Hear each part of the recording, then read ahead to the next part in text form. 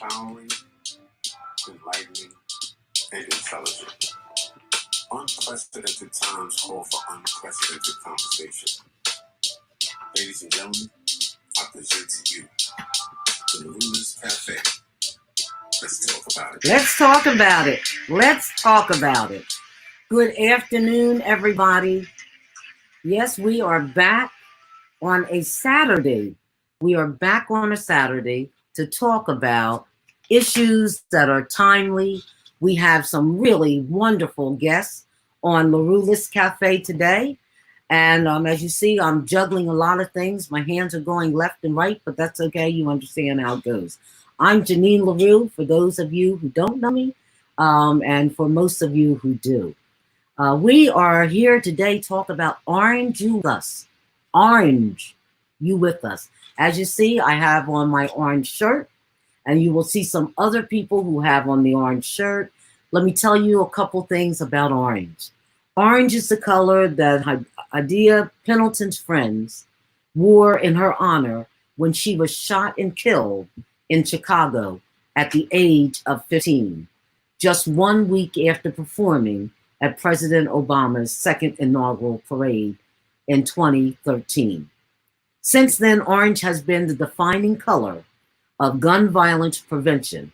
And on June 5th, yesterday, it was National Gun Awareness Day, and states around the country are celebrating Wear Orange all weekend. So today we have some amazing women. Moms Demand Action.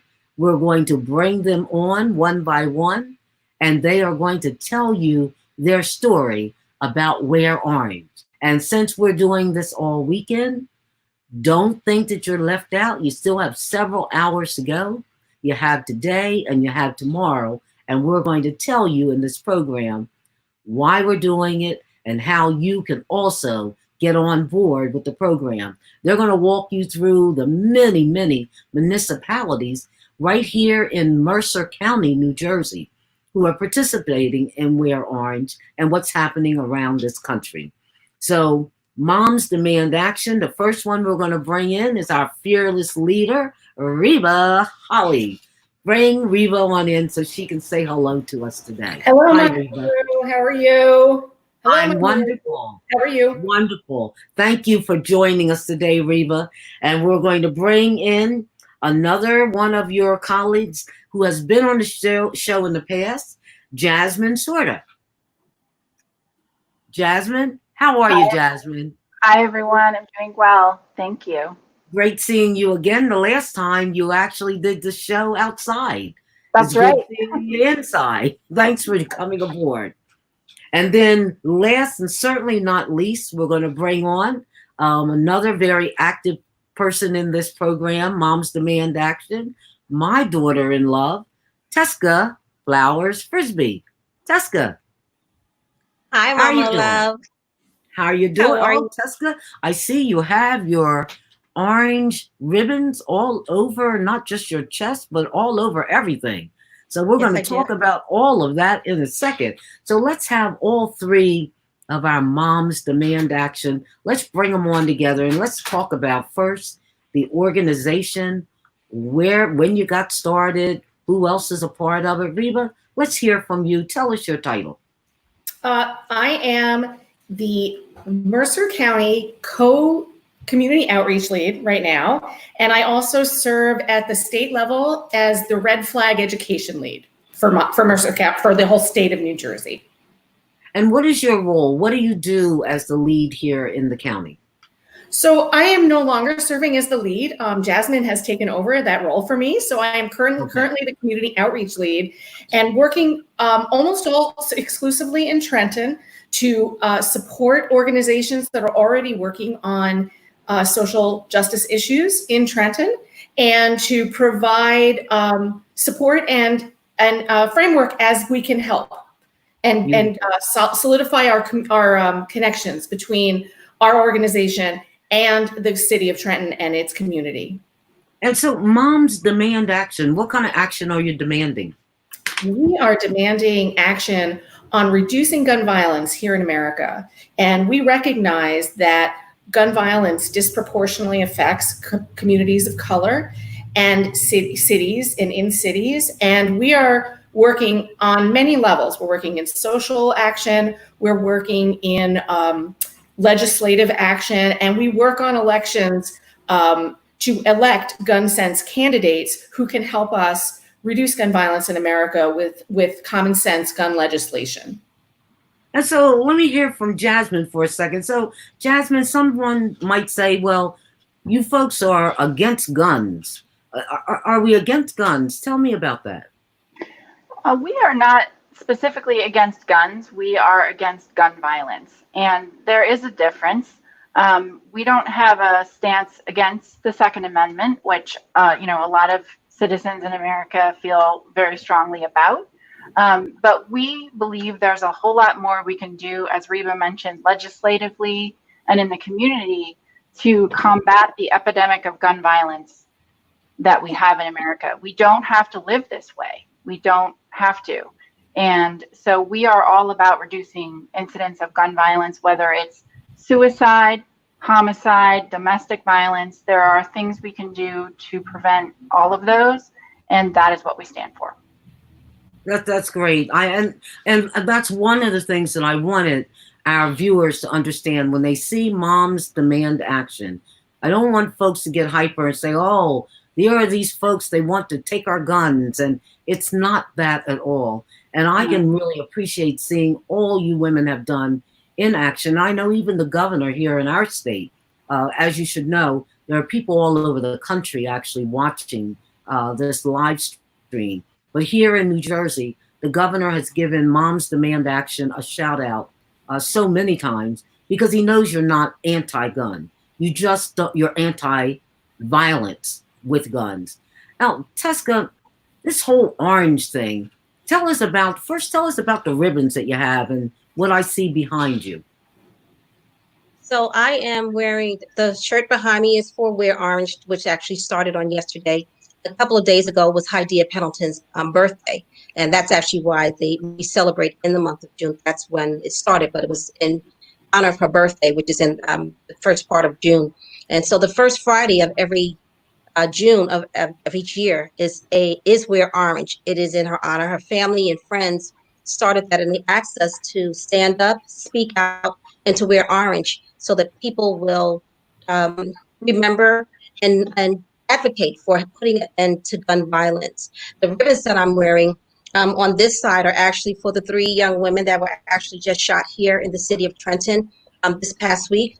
And on this side, I am wearing a ribbon for Ahmaud Arbery, and another ribbon is for George Floyd. This heart is actually for survivors. So I'm wearing this in honor of the survivors of gun violence. And in the middle, underneath my cross, I wear another ribbon, and that is for all of those who are in the midst of gun violence right now, who still need help. So that's to cover the whole gamut. And you're right, we've gotten a lot of support from a lot of people, and I guess we can talk about that later, but we have gotten extraordinary support, especially this year. I'm very happy to say about with this Wear Orange movement. Now, from what I understand, here in Mercer County, I want you ladies to tell me about how you've gotten other people in the county involved in this whole orange movement. Because I drove around the area and I'm just shocked. I see all of these houses decorated on Facebook. I've seen tons and tons of photos with mayors and police and the whole 9 yards. Tell me how this happened. So, ladies, you want to take that or should I? I think you should take that. It's due to you that this happened. So we have an extraordinary group of moms, and we are, Reba likes to say kick ass, excuse me for my expression, but we do that. We don't take no very easily. And so we have gone around and we have collectively as moms, we have gotten to all of the mayors in the city we have talked to every Mercer County mayor, asking for them to show some sign of solidarity. We got pushback on only one, and I understand his own reasoning. He doesn't understand us completely. That's okay. We're going to work on him for next year. and we're going to get 100%. So 11 out of the 12 mayors we have gotten solidarity. They have all written proclamations. Our governor, as you mentioned, has also signed on with us. He is in great support of us. The Congresswoman Bonnie Watson Coleman, our Assemblywoman Verlena Reynolds Jackson, Assemblyman Anthony Varelli, all of our Mercer County freeholders, Senator Shirley Turner, all of our elected officials that I can think of, some of our city council members. We've gotten just massive showing of support. And it's because I think this year we started really early. Generally, we have a group that's organizing extremely well, and everybody's doing a little bit. And so a little bit makes for much. And with that, we're getting more done. So we started the campaign a little bit earlier. Social media has been a great boost for us. So we get to talk to more people a little bit more. And I have to say, I want to mention the Divine Nine, who also, that is all the fraternities and the sororities, they sent it out. And so they are showing all over the internet. They are showing their support. They're all doing hashtag Wear Orange everywhere. The press, L.A. Park, I want to thank him. Michael Mancuso, I want to thank him. NJ.com, the Trentonian, the Trenton Times, Catwell, the Heights Civic Association, and all of our different individual neighborhoods. I don't want to name all the neighborhoods, but I have been driving around the city today, and the amount of ribbons that I have seen tied around trees, people walking in their orange shirts, orange shoelaces. I thought it was so cute. Some people have things that are lit up.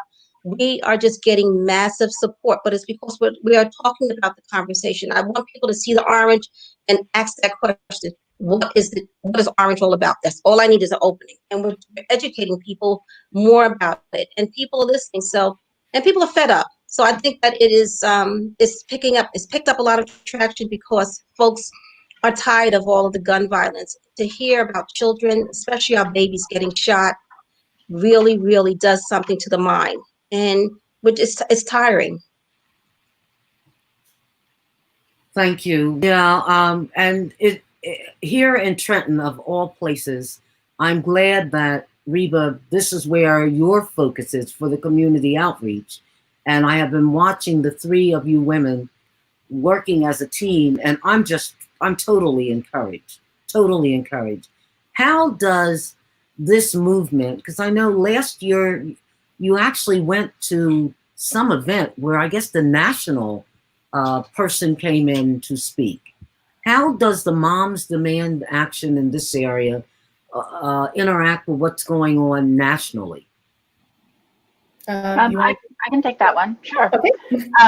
So we are a national grassroots organization of volunteers, and Moms Demand Action is the volunteer grassroots part of the organization. We are supported by Everytown for Gun Safety, which is you may have heard of, and basically it's a network that supports our action and our communication and our volunteer work. So as Reba had mentioned before, we work on elections. We have a lot going on this year as it's a big election year, looking at Get Out the Vote, looking at Gun Sense candidates. What that means is that's a program where a candidate can apply to receive a distinction. It's not an official endorsement. By the way, Moms Demand Action is a non-partisan organization. So we would support any candidate that is a gun sense candidate. They have to meet certain criteria. But we vet the candidates. We look at their voting records. We look at their stance on different issues that are key to gun safety. And then if they're a gun sense candidate, we help make that known amongst the voters. We also, as Reba had talked about, and I can actually pass the mic to her as well, we have a lot of focus on community outreach and working in New Jersey cities and in cities across the country on combating gun violence in cities. And there are things we can do. There are different, whether it's legislation we can support or different types of organizations and approaches we can support that are violence interruption programs that we can help change the community and the culture of the community against gun violence and in reducing gun violence.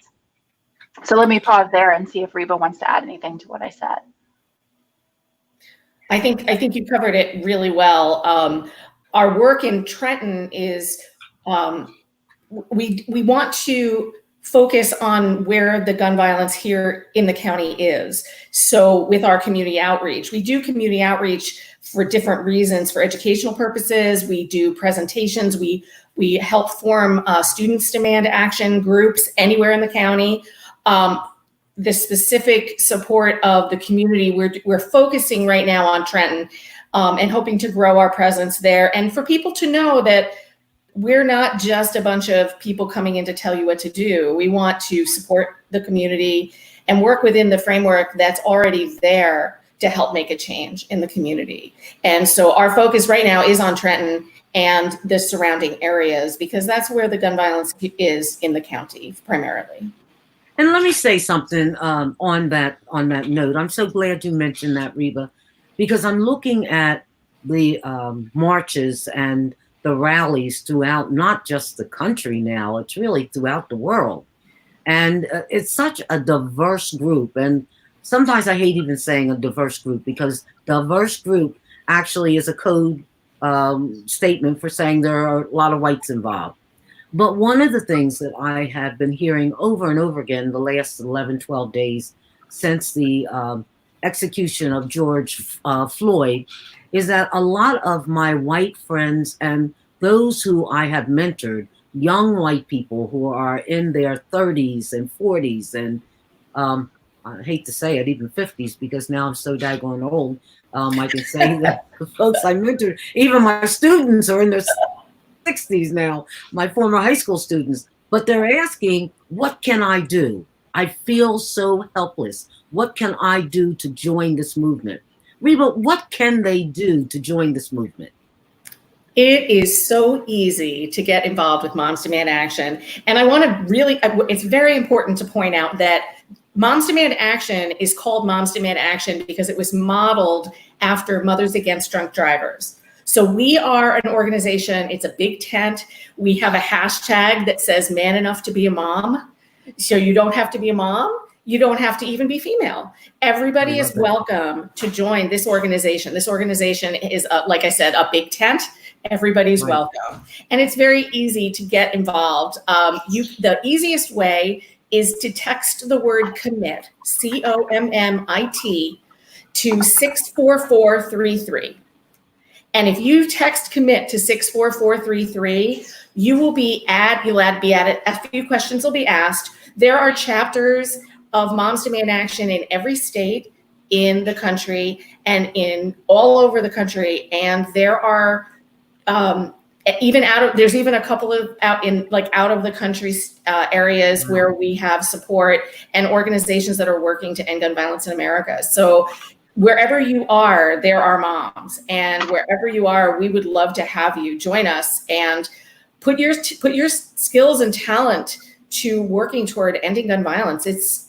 It's critical today to do this. We see that we have so many more allies. I think this is a watershed moment in America where this is the moment. Floyd. This is the moment. Now, Teska, and I know you have some young Black boys, the men that you have in your household. Yes, ma'am.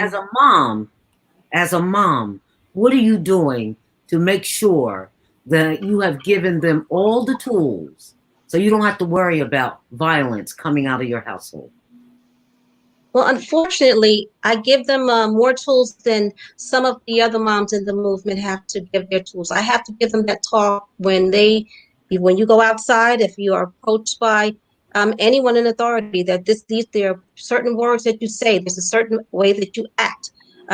There's trigger words not to say. They say, yes, sir. What do you need me to do, sir? And just yes, yes, yes. I'm a praying woman. As a mom, mother, I am a praying woman. So I trust and ask for protection, for provisions that God will keep them from the moment they wake up to the moment they leave out of the house. I'm in prayer mode. My children are out there serving in the public with the Y every day, serving children food. So other than this pandemic, I'm now concerned about that. So they're constantly on my mind. So there are talks that I have to give them that everybody else of other ethnicities don't have to give to their children. And so my husband and I, we keep watch. We keep them close, and I'm sure folks probably say, "Oh, you're babying them."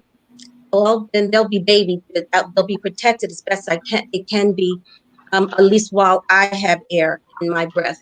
So I don't want my children to be another statistic. I want them, unless it's a statistic that made it and that they are thriving and they are living life freely. I don't want to see another mother crying because her child has experienced gun violence. I don't want another father in grief. Grandmother, we were at the City Hall in Trenton earlier this week, and there was a grandmother who was grieving so hard because her grandchild had just been taken from her. I don't want that for anyone else, and I sure don't want it for me. Thank you. Well, I have an ask that I'm going to put out to the folks who are watching us today, because this Wear Orange, we have our orange on, and while we have it on, we also are thinking about what the follow-up is, because it's over this weekend. The campaign is over this weekend, but the fight is not over. So I'm going to ask our viewers, if you've joined into bought into the Wear Orange campaign, go to LaRuelist Cafe on Facebook, have something on orange between today and tomorrow night, do it before midnight, and just post a selfie. We want to know that you're in this fight with us. These women, put their faces up here again, Mr. Producer. These women have been on the battlefield for a while. I have been watching them on the steps of City Hall in Trenton, in the governor's office, and wearing their, you're not always wearing orange shirts. I think it's red, aren't you? Red. Yes, ma'am. And so I've been watching the sea of red. I'm just asking our viewers, this is an organization where we really need you to help. And as we're watching the movement all across the country and throughout the world, let's keep it going, because over the next, today they're having the memorial service. They're going to be burying Mr. Floyd soon in Texas. I've been watching it throughout the day. But once he's in the ground, it's not over. It's not over. The fight is still going to be going on. And we're asking all of our viewers, please hang in there with us in the fight. Ladies, I hope you have a magnificent Wear Orange weekend. You have beautiful weather. And when is that bridge going to light up? It was lit. I'm glad you asked. I was going to say, give me 1 second. I didn't thank them. I wanted to thank the Delaware Authority for the Trenton Makes Bridge, the World Takes Bridge. They lit it up last night for us in orange, and they're going to light it up again for us tonight in orange. So we are excited that they did that for us once again, because we don't take no for an answer. Beautiful. We appreciate them. And Jasmine, and we appreciate anything you wanted to say in wrapping I up? just wanted to say thank you so much for having me, and I am so grateful to be a part of your program today. And I'm now a new watcher. I'm watching your program every time it comes on. So thank you. We are so humbled by every single viewer, and some of the viewers are giving us tips on shows that they want to see in the future, and it's going to be quite a ride over the next 6 weeks. We have some really, really interesting shows set up. Reba? Thank you very much, Mama LaRue, for inviting me to be on this call, and Moms Demand Action featuring us today. This has been a very nice experience, and I appreciate the platform so that we can spread the word about the good work that Moms Demand Action does, and that we have you on board is wonderful. Thank you. Thank you. And I'm going to say a final word about my daughter-in-law that I think you saw at City Hall the other day. That's the first time I have been in Teska's presence without a car door between us since the first week of March. We live around the corner from each other, but because we have really been honoring the social distancing, I haven't had my son and daughter-in-law in my presence. And it was an amazing feeling to be able to wrap my arms around her and hug her cheek to cheek. We had our mask on, but oh my goodness, that felt so good. It was wonderful. I love you. And she doesn't have a choice. She has to watch LaRuelist Cafe. I quizzed them all. So they're in to the very end. Thank you so very much, ladies. And we'll be seeing you again. Have a wonderful weekend. Thank now, you, before our And- viewers leave, don't leave us yet, because we have another wonderful treat coming up. And this is going to be, these are some of the young people. I know many of you saw, well, I want to give one plug before I bring these three young guests on. And those of you who have young people in your households, tell them to go on to Facebook. They need to see these young people and hear what they have to say, because they're changing the world one person at a time. But I want to give a plug to the Capital City Area Black Caucus, because even though the LaRuelist Cafe is actually sponsoring today's program, it is being hosted by the Capital City Area Black Caucus, and we are thrilled to be partners with them. The other thing we're thrilled about, on next Sunday, not this Sunday coming, but next Sunday, come on back and join us, because we're going to have the famous, you see this guy on MSNBC all the time, Professor Eddie Glaude is going to be our special guest, and we have an amazing conversation that's going to be going on not this Sunday, but next Sunday. So I'm asking you to join us in that program. But at this point, we have three young ladies, all college students. One just graduated from Hampton University. They are the three women who put together last Sunday's amazing rally and march in memory of Mr. Floyd. And I have to tell you, even though what got the press is what happened after the rally and the march, you need to hear the real story. And I'm really saddened. I listened to the governor give his update on Monday about the Camden event and the Newark event, because they didn't have any issues after the event. But we're not letting that go so easily, because we didn't have any problems at the main event. And the main event was put together by three young women, KAYLA PHILLIPS. Let's bring KAYLA in so we can see her face. KAYLA, there you go. No drama with KAYLA. We didn't have any problems with JAYDA-MILAN Parker. Bring her on, JAYDA. We didn't have any problems with KYLA Allen. There was no drama there. These are the three ladies who put together that rally in March. And it's going to be, this portion of the show is going to be moderated by somebody in my life who is my favorite son. Get mad, men out there. Get mad. This is my favorite son because he's my only son, CEO of the YMCA and freeholder from Mercer County, Sam Frisby. Let's see if we can bring him on, and let's see, can you hear us, Sonny boy? Good mother. Good afternoon, ladies. Good afternoon. Good afternoon. Right, we can hear you too. It goes in and out, so when it goes out, we're going to put you out. But right now, you're going to moderate this portion of the show. So go on, talk to these three young ladies, and I'll be back on in a moment. Well, I've been put out many a times, ladies. So let me first give a real quick plug to the Capital City Area Black Caucus. For those of you who don't know about the Capital City Area Black Caucus, it was formed, I'm one of the co-founders, but it was formed several years ago, or actually a year and a half ago, because when I'm campaigning, and I've been in the city of Trenton now for about 20 years, typically what I hear from people is that we only see elected officials when it's time to vote. And we really wanted to change that dynamic. We wanted to change the dynamic so that people would see elected officials, at least on a monthly basis, could ask them questions and really begin to understand what's going on civically and how they can get more civically engaged. We also wanted to try and deal with everyday issues for African Americans in the Mercer County area. So that was really the thought process behind engaging people all throughout the county.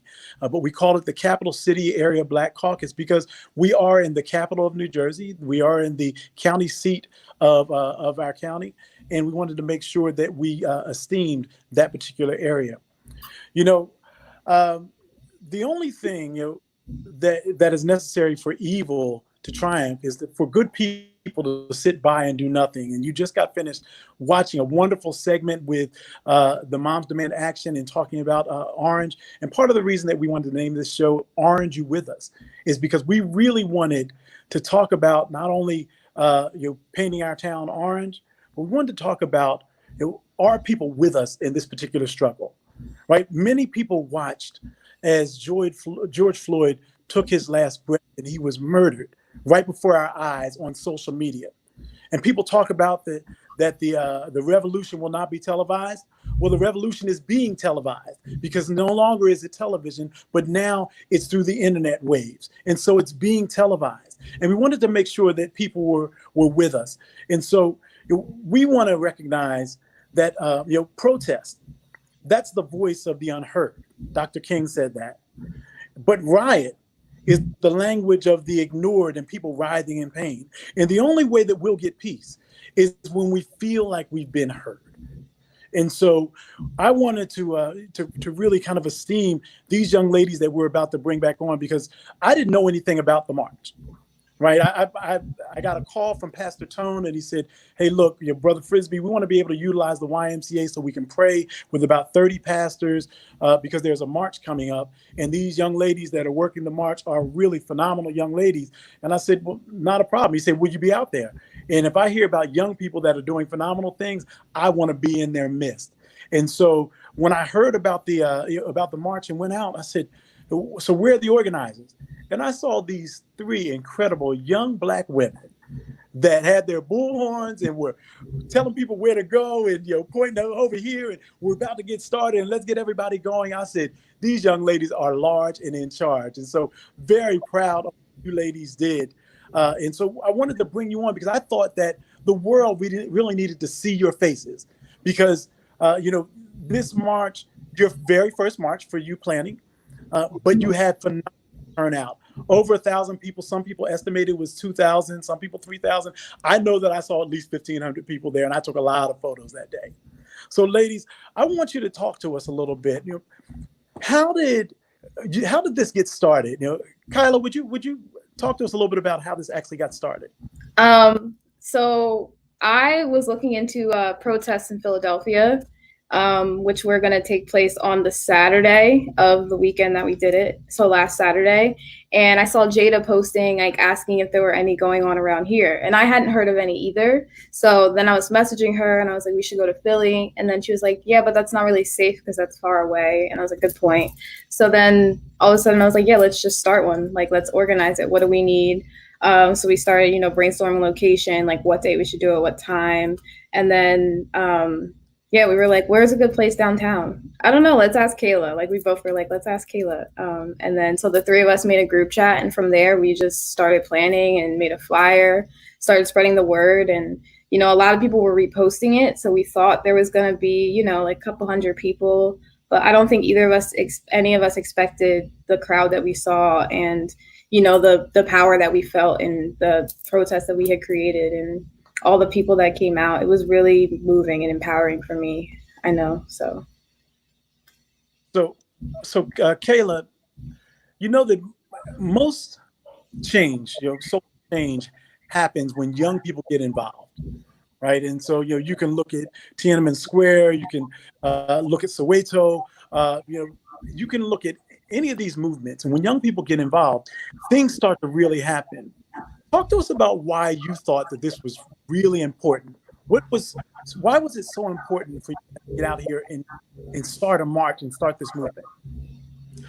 I feel like we want to see change. We want to see something happen. We want to see laws change.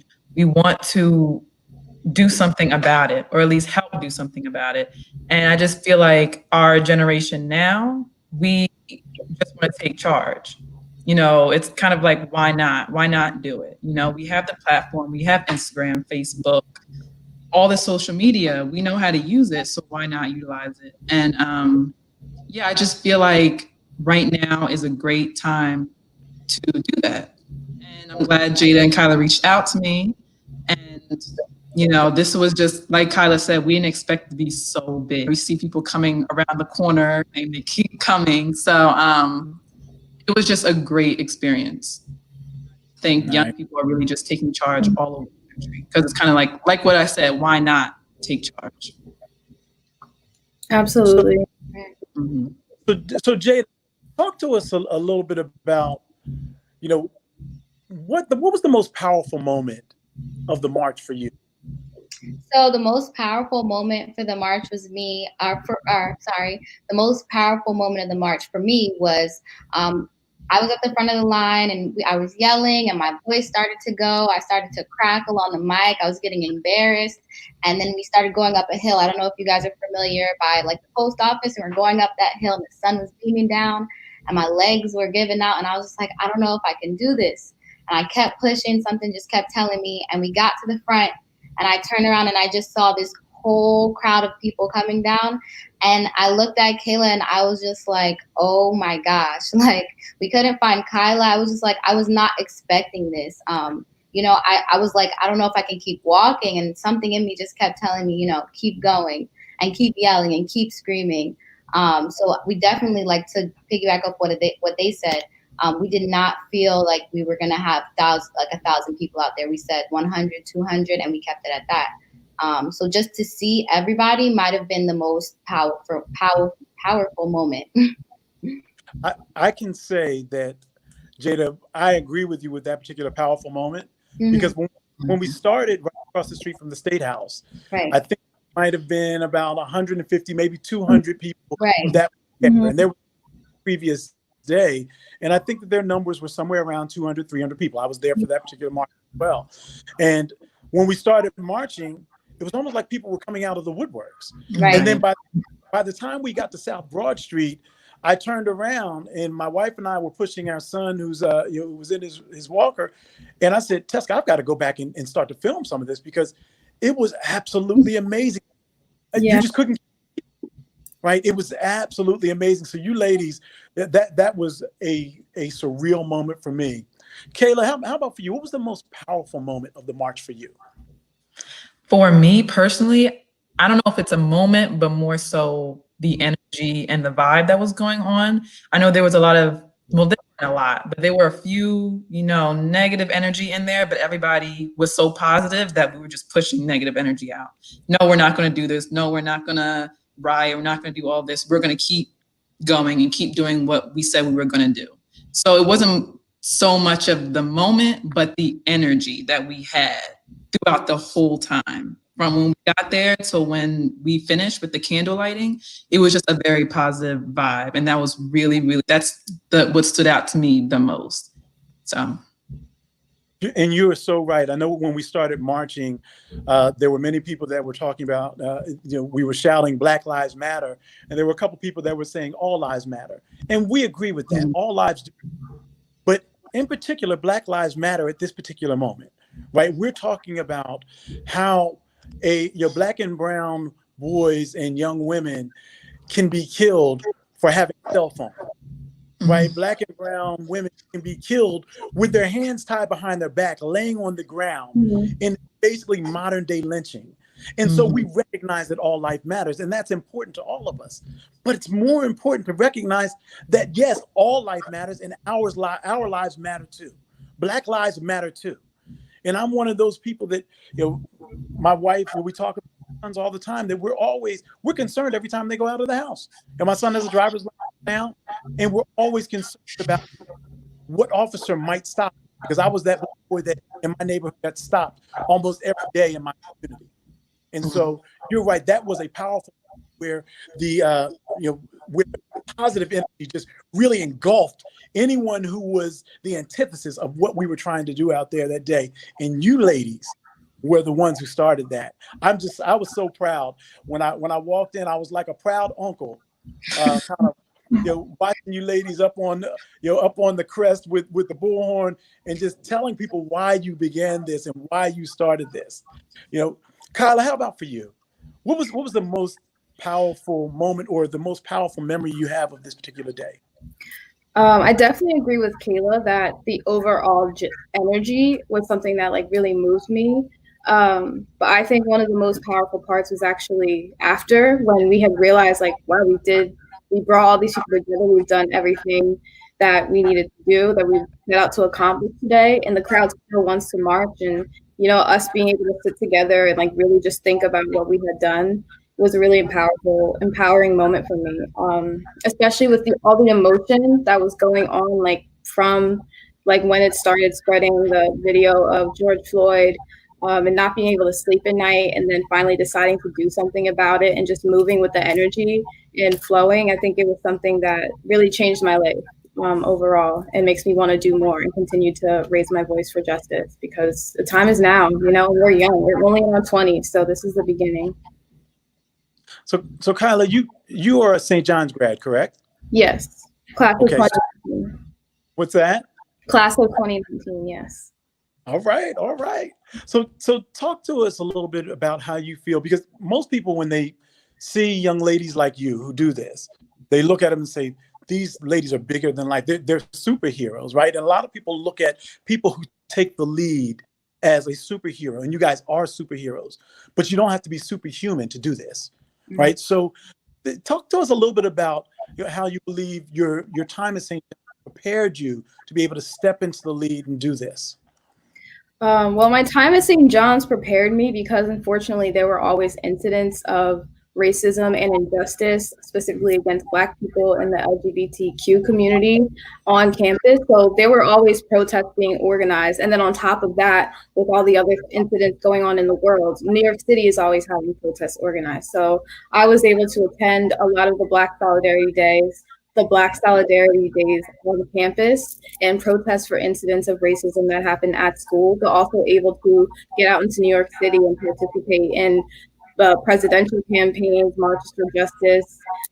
And it prepared me, but I also look back on it and sometimes I'm like, that sucks. Like, it shouldn't have to be that way. We shouldn't have to fight for things to be right. But I'm tired of just, sitting around and accepting it. Especially now being at home. I'm like, I don't have to. We are the people that can push change, and it's our generation coming up next. So yeah, coming out of school, it's just ready to go. So, and I appreciate your perspective on that, right? It shouldn't be that we have to fight all the time. We feel like we are always fighting. As Black people in America, we feel like we're fighting all the time. And sometimes it becomes very toxic. Mm-hmm. Talk to me a little bit about, because you two ladies are Hamptonites. I'm a Howard Vice, and I love my Hampton. But your time at Hampton, right? I was on a call the other day, and we were talking about how the young people felt like their voices were not being heard. And you ladies took the mantle and said, we're going to step up. We're not going to wait for somebody to ask us to step up and lead. We will just step up and lead. Talk to us a little bit about how your time at Hampton prepared you to do that, just to step into the light. And are your voices actually being heard as young people in this nation? KAYLA, you want to go first? Okay, I can go. I studied English. And so basically the curriculum was, we're reading all Black books. Like that, we did read world history and everything, but it was, okay, we're reading world history, but we're going to tie it together. How does this relate to us? So that was a curriculum. There's no way around it. So from freshman year to when, you start getting into your classes, I was always studying Black history. And then outside of that, there were a few protests at Hampton. So I didn't organize any, but I was a part of some. And then they would have, movie nights and just different organizations putting things together to keep and raise awareness. But Black issues, when it came to Hampton, well, for my department, it was 24/7, watching the movies, reading the poems. It was, for me personally, it was not ongoing all the time. So, which I really appreciate, because I didn't have that in high school.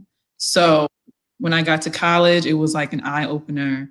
And, you know, I had the resources. I had the teachers who want to sit down and talk. You know, I had Black teachers and I also had white teachers, and they were all doctors and they knew what they were talking about. So I just really appreciate my time at Hampton. I learned a lot.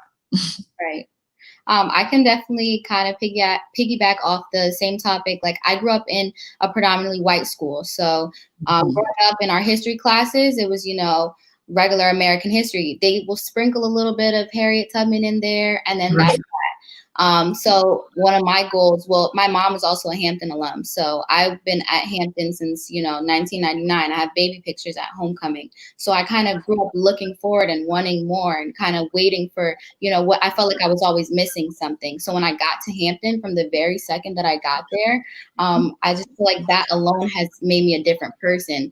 I have, like KYLA said, I haven't been able to sleep, and I just felt like uncomfortable since I am back home now. I appreciate more waking up and being surrounded by, you know, all Black people. I could walk outside my dorm and, you know, see people who look like me. So I feel like now that I'm not in that environment, I might be a little sensitive to that. But I knew when I saw that video with the guy's knee on his neck, I was like, I can't sit here like how I did before, you know. The protest last Sunday was my first protest even participating in, let alone organizing it. So I feel like just being on Hampton campus prepared me for this. I can tell you, and it's very interesting. As I said, I'm a Howard University alumni. Also is Mayor Raz Baraka up in Newark. We actually were at Howard together.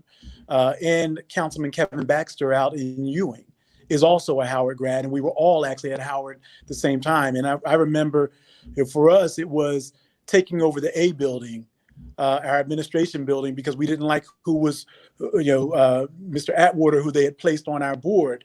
And we said that he's a racist and we don't want him on our board. And so we took over the A building, and that was our moment to kind of say, okay, we believe that we can kind of take this lead and this mantle now. None of us really realized that we'd be back in New Jersey doing some of the things that we're doing. And so for you ladies, this is a launching pad for you in your ability to kind of impact and affect community and affect how other young people will be seen and heard in this world. And I know you take that very seriously. So can you talk to us a little bit about what's next for you, right? This was your first march. What are your plans in order to stay in this mantra of we've got to help our community? And why don't we, JAYDA, why don't you start? Okay, I'll start. So we all kind of have different ideas for what's next, and I think that's what makes us such a great team. Me personally, my siblings weren't allowed to come to the protest on Sunday just because we were pushing for peaceful, but we did have that feeling in the back of our mind, like, what if this does go left? And I just didn't feel safe having them there. And I've always had a passion for kids, so I felt like my next step was, how can I get younger kids to, get in an area where it's safe for them to also stand up and talk about this and express how they're feeling, because they are seeing the news.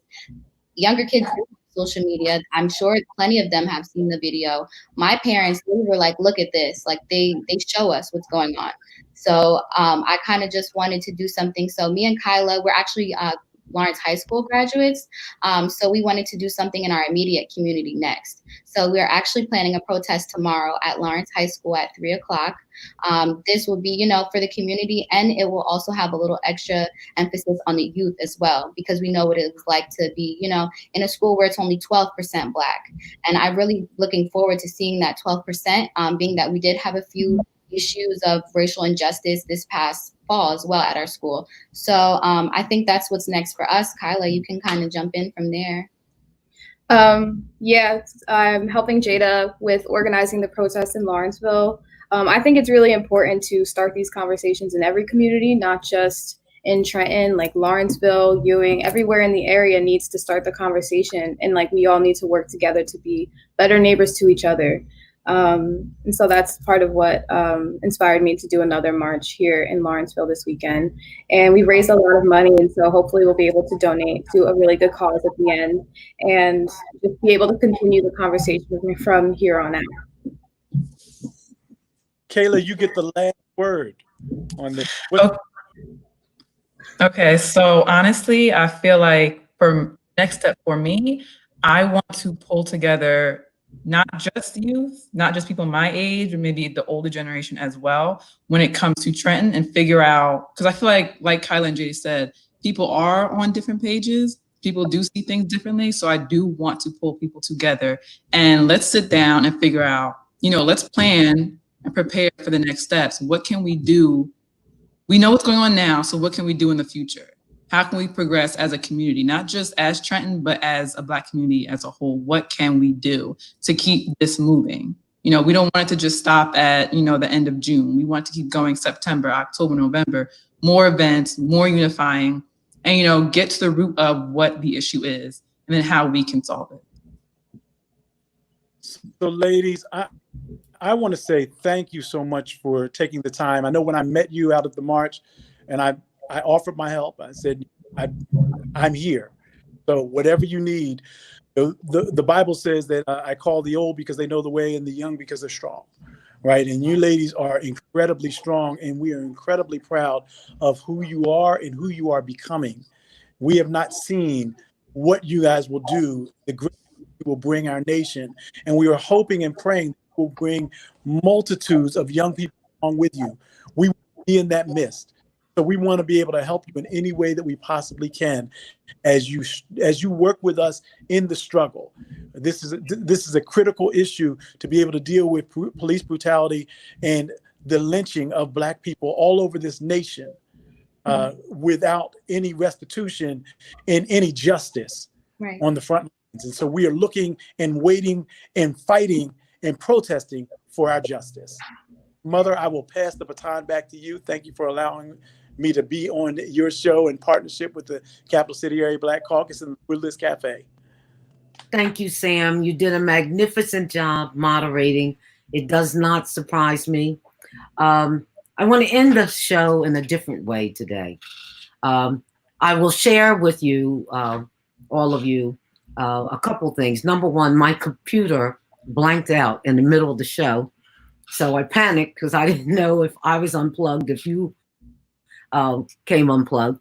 But I had to remember you couldn't come unplugged because I'm not the producer today. And I'm going to do something that we don't normally do. I would like to put everybody in the background for 2 seconds, and then I'll bring the young ladies and Sam back on. But I would like the producer to come on and show himself for a couple of seconds. I just want to say something for a couple of seconds. So our producer, Raheem Veal, my grandson, he is an alum of University of Penn. He has just started his own podcast, Black Soul Media, that already is outpacing his grandmother's. He is just an amazing, amazing young man. And the reason I'm bringing Raheem on, you can say something, Raheem. I know you're always muted out because you're producing the show. But no, it's nice to have a few seconds, but definitely thank you for shouting me out. And it's always a pleasure to work with somebody who inspires me every day. And I'm sure the guests feel the same way. And we always have really good conversations, and it's always about what's next. How can we change? How can we move forward? So we all appreciate you for that. Well, for just about 3 more weeks, I get to be your housemate, and then you decided you're going to go get your own apartment again. So, but while you're here, I'll keep soaking it up, and I love you so much. Thank you. Love you too. Long distance relationship. Bring him on for a couple of minutes is that the other part that I'll share with you is that while I was off screen, I had to wipe my eyes a couple of times looking at the 3 of you young ladies. And I would just like to have just the 3 of them on screen with me for a second. Because the 3 of you truly do remind me of myself when I was younger in the struggle. And I am going to ask that our viewers out there take a hard look at these young women. Look at them for a second. And I want you to find someone in your communities who are just like them. It is time that we hand the baton of this struggle over to your generation. I've been watching the folks your generation for 11 days in rain, in heat, late at night, In the after pandemic. curfews, getting hit, and they are not stopping. And they look like you. They look like the ladies who are on with Moms Demand Action. They look like people we haven't had on our show yet. They are a diverse group of folks, and most of them are your ages, and they're changing the world. You women are changing the world. So one of the things that I want to do with this show, we're going to be seeing a lot more younger people on this show. I said something the other day on a show with some young legislators. I said, well, what do you think about the black on black crime? And one of my guests said, we don't say black on black crime. You don't hear people say white on white crime. I had to think for a second. Yes, you're right. We've got to speak differently. We've got to move differently. We've got to strategize differently. And you know what? It's going to be people like you young ladies. I couldn't come out to your rally last Sunday because I was still social distancing. I'm 70 years old, so I wasn't going to be around large groups of people, but I watched it live stream on Facebook, and I was so proud of what you were doing. And I was proud when I looked at the group, and it looked like America, all ages, all ethnicities. I just thought it looked wonderful. I love the three of you for what you're doing. Don't get discouraged. I know it wasn't nice seeing what happened between 8 and midnight after all the hard work, but guess what? That's all part of it. That there's a lot of frustration out there, and that had nothing to do with you. KAYLA, KYLA, JAYDA, thank you so much for being a part of this day. We love you. I can't wait to see how this story ends. God love you. Thank you very much. Thank you so much. Thank you. Stay in touch. Stay in touch. And to our audience out there, one more LaRuelist Cafe. I hope you have enjoyed this program as much as I have. I have really been humbled to be able to be a part of a program where my family is a part of. My son, who I call my sonny boy, he is the apple of my eye. My grandson, Raheem, who he's been such an inspiration helping me produce this show day in and day out. My daughter-in-law, who works so hard in the community. She doesn't get paid a dime for all of the things she does. She does it because she loves people and she loves being a change agent. Thank you, all of you. Let's see, do we still have Jasmine? I think it's still with us. Let's say so long to Jasmine. Bring her on for Moms Demand Action so she can wave goodbye. Thank you, Mr. Producer. Okay, we have Jasmine. I thought I saw somebody else down there. Sam, you want to come on so you could wave goodbye? And then I think, is my baby love there? Teska? There's another block. Is it Teska or is it Reba? Who else is down there? That's it? All right. I'll be at the march tomorrow in Lawrence. Oh, thank you. Oh, wonderful. I'm excited. I love it. Love you guys. Thank you, LaRuelist Cafe. Bye. Bye-bye.